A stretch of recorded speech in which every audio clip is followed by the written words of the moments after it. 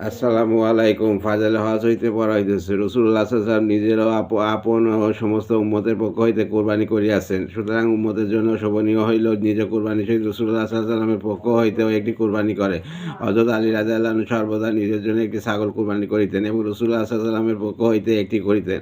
কেউ তাহাকে উহার কারণ জিজ্ঞাসা করলে তিনি বলিলেন, রাসূলুল্লাহ সাল্লাল্লাহু আলাইহি ওয়াসাল্লাম আমাকে তাহার পক্ষ হইতে কোরবানি করার আদেশ করিয়াছেন, অতএব আমি সর্বদা করিতে থাকিব। কানাস হযরত ওমর রাদিয়াল্লাহু আনহু আপন ছোট সন্তানদের পক্ষ হইতে নিজে কোরবানি করিতেন। অপরপক্ষে কোরবানি একটি গুরুত্বপূর্ণ স্মরণীয় জিনিস, যার প্রতি রাসূলুল্লাহ সাল্লাল্লাহু আলাইহি ওয়াসাল্লামের পূর্বে বর্ণিত এরশাদে ইঙ্গিত করা হইয়াছে যে হযরত ইব্রাহিম আলাইহিস সালামের সুন্নত। হযরত ইব্রাহিম আলাইহিস সালামের বৃদ্ধ বয়সে অনেক আশা আকাঙ্ক্ষার পর সন্তান হইয়াছে।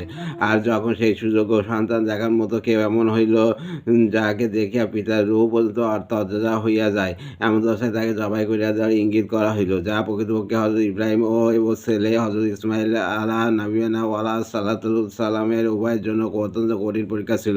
উভয় বাপ বেটা এই পরীক্ষার জন্য সানন্দে অগ্রসর হইলেন। হযরত ইব্রাহিম আলাইহিস সালাম ধারালো ছুরি লইয়া ছেলের গলায় চালাইতে লাগলেন, কিন্তু আল্লাহ তাআলার কুদরতের আশ্চর্য এক নিদর্শন হইল, এই আমলে ছেলের পরিবর্তে পশুর উপর পূর্ণতা লাভ করিল। আল্লাহ হাফেজ।